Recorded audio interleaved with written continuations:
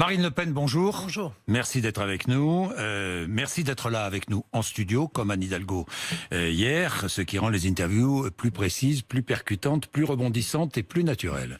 Bien, ce débat de déconfinement, ce début de déconfinement est-il un succès pour vous depuis 3 jours maintenant? Moi, je pense qu'il est absolument impossible de dire si c'est un succès. Il y a eu un certain nombre de décisions qui m'apparaissaient déraisonnables, je l'ai dit en son temps, dont la réouverture des écoles, et un certain nombre de couacs, notamment Mais est-ce que vous avez changé d'avis sur les écoles? Non. Non. Ce matin, j'avais les pédiatres sur RMC qui nous disaient qu'il fallait absolument que les enfants retrouvent l'école. Non mais, d'accord, que les pédiatres expliquent que pour peut-être le bien-être des enfants, il est utile qu'ils revoient leurs camarades est une chose. Mais là, en l'occurrence, le politique, il est chargé de protéger la population et l'intérêt général. Dans l'ensemble des pays qui ont été fortement touchés, la décision a été prise de ne rouvrir les écoles qu'en septembre. Oui, enfin deux pays, quoi. Parce qu'il y a un principe... Italie, Espagne. Parce qu'il y a un principe de responsabilité. Oui, c'est pas tout à fait vrai, Monsieur Bourdin, parce que le Japon a rouvert les écoles, il les a refermées. Bon, donc voilà, je pense qu'il y a un principe de responsabilité qui nous oblige, nous autres politiques, et que la réouverture des écoles m'apparaît encore une fois être déraisonnable. C'est en tout cas ce que pense aussi la moitié des parents qui refusent d'y remettre leurs enfants. Les enfants, eux, sont contents de retourner à l'école. Sûr, ben oui, c'est normal. Bon, allez, les transports en commun, ça se passe correctement ou pas? Il y a eu quelques problèmes dès lundi matin, dès les premières rames de métro, de RER. Ensuite, ça s'est arrangé? Alors la question est la suivante. Pourquoi réduire l'offre de transport au moment où nous savons qu'il faut qu'à l'intérieur des transports, il y ait des règles de distanciation qui soient respectées? Or, pour l'instant, moi je pense qu'on aurait dû... Elle a été augmentée, l'offre de transport. Non mais il faudrait qu'elle soit totale, pardon, mais je pense qu'elle devrait être totale pour permettre... Plus de monde dans les transports. Mais c'est pas ça, c'est qu'il faut qu'il y ait moins de monde dans les transports qui fonctionnent précisément parce qu'il y en a plus d'offres de transport. Or, ça n'est pas le choix qui a été fait. Là encore, j'ai du mal à comprendre. Mais quel est l'objectif? Quel est l'objectif? De pousser les Français à prendre les transports en commun, ou de pousser les Français à télétravailler, ou de pousser les Français à prendre les transports en commun à certaines heures et pas à d'autres? Monsieur Bourdin, tous ceux qui peuvent télétravailler, télétravailleront. Tous ceux qui sont obligés de prendre les transports, on est censé leur assurer un minimum de sécurité. Et pour cela, il faut respecter les distances. Et pour cela, il faut qu'il y ait une offre de transport qui soit totale et non pas diminuée. C'est ça, en réalité, le bon sens. Une fois de plus, on parle de bon sens. Alors, masque obligatoire dans les transports en commun.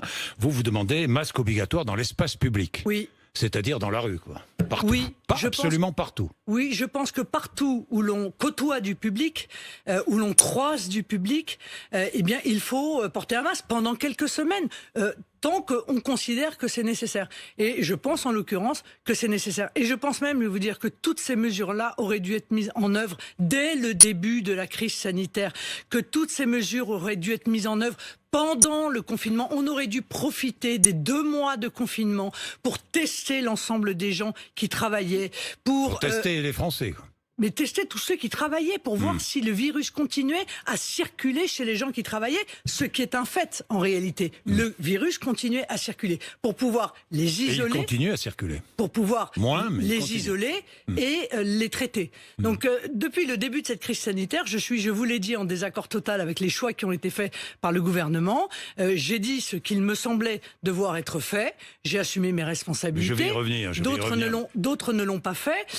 Et je continuerai à le faire parce qu'encore une fois, je pense que c'est de ma responsabilité. Gratuits les masques, remboursés par la sécurité sociale? Oui, bien sûr.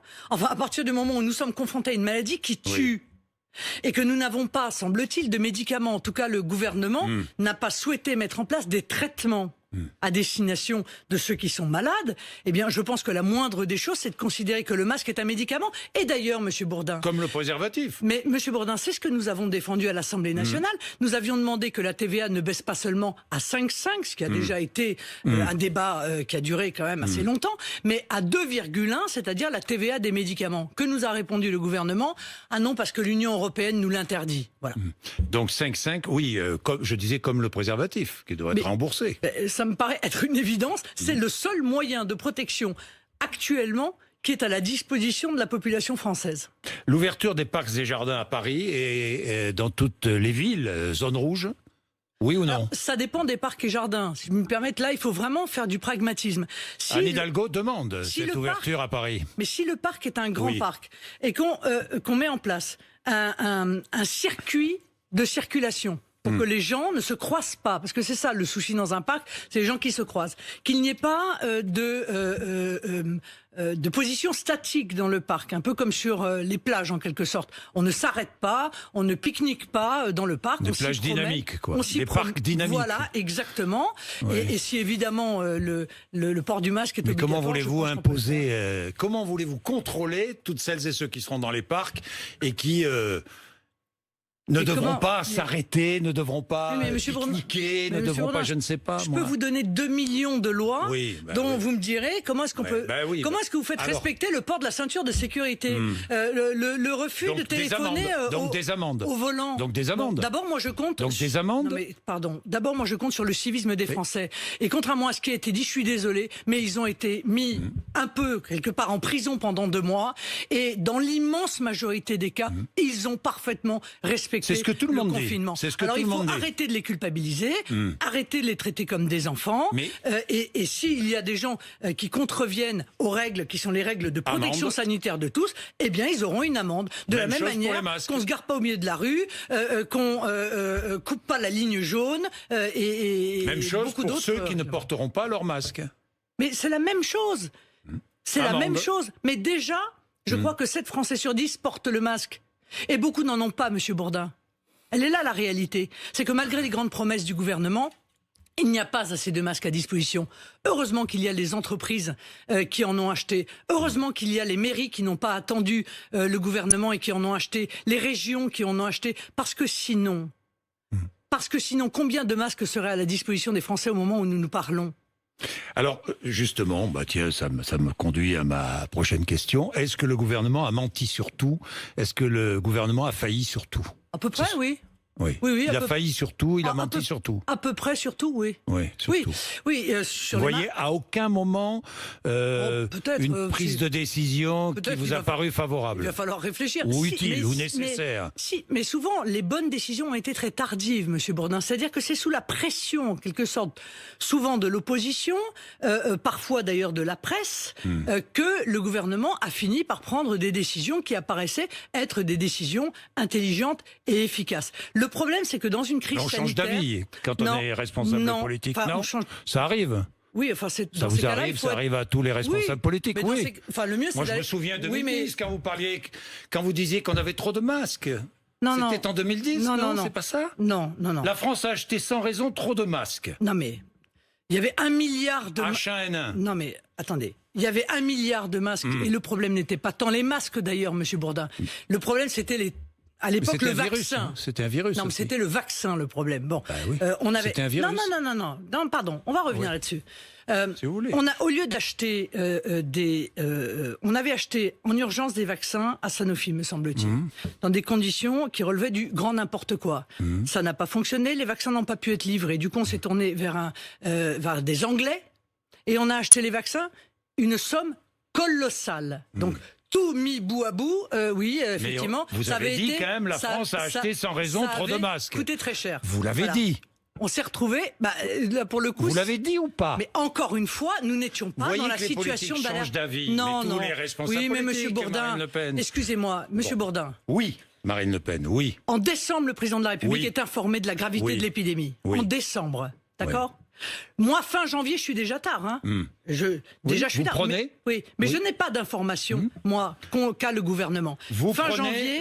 le port du masque, déjà. Non, fin janvier, je demande la fermeture des frontières. J'évoque la pénurie de masques. J'évoque la pénurie de médicaments, etc. Et je suis pourtant dans l'opposition et je n'ai pas accès à toutes ces informations. Donc oui, sur les masques, le gouvernement a failli. Sur les tests, le gouvernement a failli. Sur les respirateurs, le gouvernement a failli.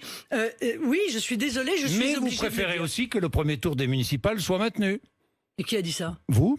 Non, je n'ai pas dit ça. Ah bon? Non, je n'ai pas... Vous je n'avez n'ai pas jamais dit ça. dit. Vous avez jamais J'ai été dit- favorable au maintien du premier tour des municipales. Non, Jamais. Mais Monsieur Bourdin, Oui, mais j'ai vous fait mieux pose que la ça. question. J'ai fait mieux que ça. Vous avez je dit, suis il ne faut dans pas organiser le premier Monsieur, tour des municipales. Non, Monsieur Bourdin, je suis dans l'opposition. Oui. C'est le gouvernement qui annule ou qui maintient. Oui, Moi, je d'accord. suis pas là pour dire aux électeurs, écoutez, mes électeurs, surtout, n'allez pas voter aux élections vous vous municipales. êtes exprimé, Vous savez ce que Marine j'ai Le fait? Pen. Oui, je me Oui. suis exprimé. Je vais vous dire ce que j'ai dit. Non, mais puisque c'est mon procès, Mais c'est moi pas qui ne suis votre pas procès. responsable de la situation C'est pas de la votre crise procès. sanitaire, alors je vais me défendre. Les contradictions, Monsieur on Bourdin. les retrouve chez Non, tous les Monsieur responsables Bourdin. politiques. Non. Non. Bon. Non. Je sais bien que l'idée, c'est de diluer les responsabilités en disant tout le monde était coupable. Non. Il y a des médecins qui ont annoncé ce qui se passait. Il y a des médecins qui ont raconté n'importe quoi comme Monsieur Simès. Vous voyez, là, il y a des différences. Voilà, je suis désolé. Eh ben, en politique, c'est pareil. Qu'est-ce que j'ai dit avant le premier tour des municipales? J'ai dit ce premier tour ne peut se tenir que s'il y a des masques à la disposition pour tous les électeurs, pour les assesseurs et les présidents de bureaux, ça n'a pas été le cas. Et deuxièmement, qu'il fallait faire une grande campagne d'information sur les procurations pour que les gens qui craignaient pour leur santé ou les personnes fragiles puissent voter par procuration. Rien de tout cela n'a été fait. De toute façon, Monsieur Bourdin, le gouvernement ne nous a pas demandé notre avis.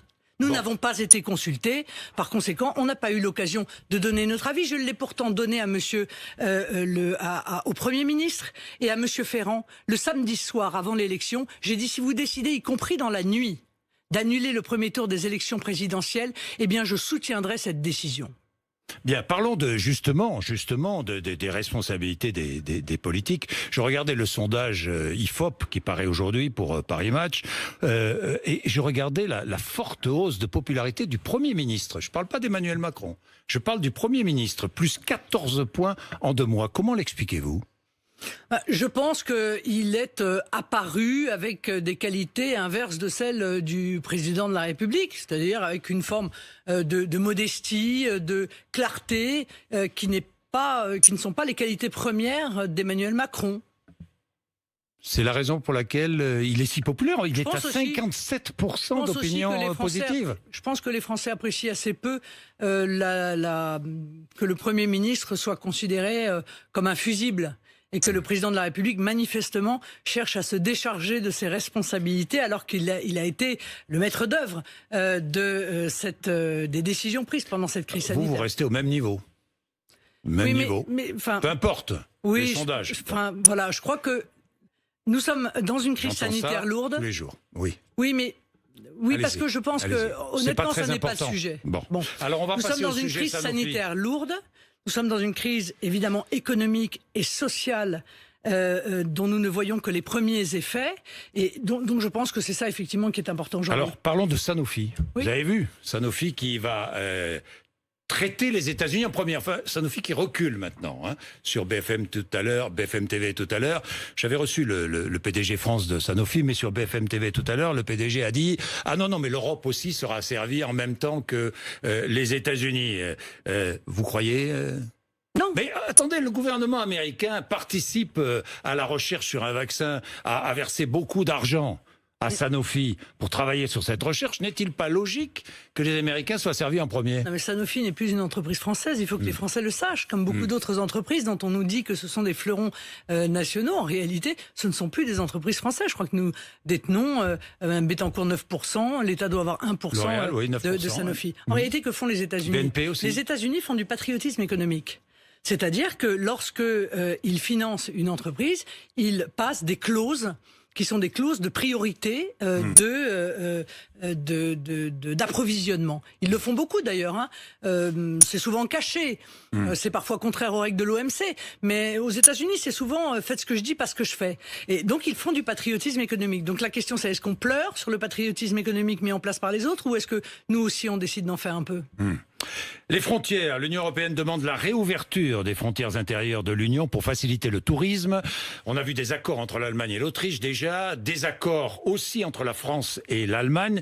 Les frontières, les contrôles seront prolongés, mais assouplis pour les frontaliers. Est-ce qu'il faut ouvrir les frontières intérieures de l'Europe ? Je parle de l'espace Schengen, bien sûr. Il faut d'abord voir quelle est Pour l'évolution. faciliter le tourisme. Non, mais d'abord, permettez-moi de vous dire que les frontières françaises n'ont jamais été fermées. Il faut quand même que là aussi, les Français le sachent. En réalité, nous avons... N'ont jamais été fermées pour les frontaliers, oui. Nos qui frontières... travaillent notamment elles à n'ont l'étranger. jamais été fermées.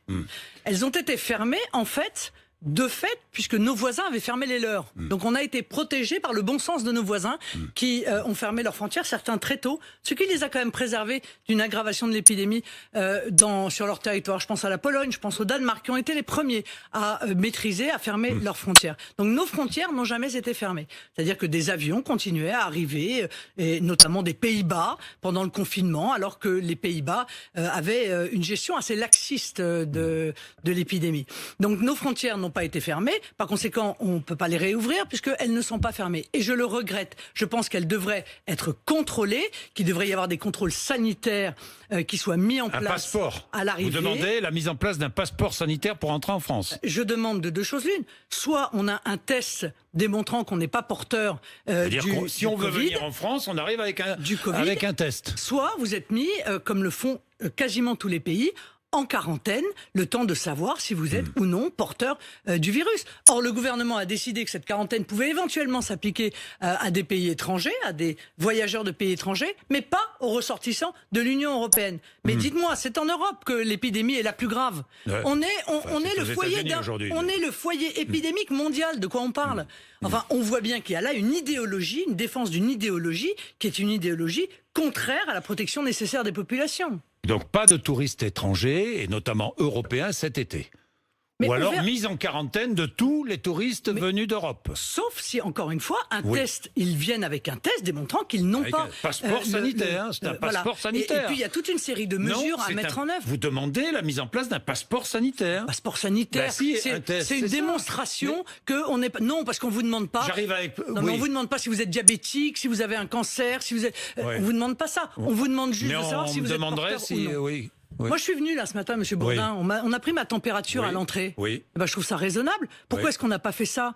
Ni avant le confinement, ni pendant le confinement, ni après le confinement, dans les gares, dans les aéroports. On ne fait pas cela. À l'entrée des bus, on ne fait pas cela. Pourquoi ne fait-on pas cela? Pourquoi dites-vous que l'Europe est le premier mort du coronavirus? Parce que l'Union européenne a démontré son incapacité totale, son inefficacité totale. Et pourtant, l'Europe aide comme jamais mais rien. À la relance économique. Écoutez, comment rien? Écoutez, l'Italie a été obligée d'en appeler à la Russie et à la Chine pour pouvoir obtenir une aide sanitaire. Qu'a fait l'Union européenne? Qui n'a pas voulu? Alors là, Marine Le Pen, vous tombez très bien, mais qui n'a pas voulu en Europe accorder d'aide économique à l'Italie? Qui? Non mais qui? Quels sont les pays? Mais non mais arrêtez quels sont les pays? Je vous pose la question. Arrêtez de me raconter ça. On est en situation. La Pologne. Mais l'Allemagne. On est en situation. La Hongrie. On est en situation de crise sanitaire. Je vous parle des éléments souverainistes. Médicaux. La Pologne, la Hongrie, qui n'ont pas voulu que l'Union européenne aide l'Italie. Mais non mais vous me racontez, vous mélangez absolument tout. Absolument pas. La situation de l'Italie s'est retrouvée dans une situation catastrophique.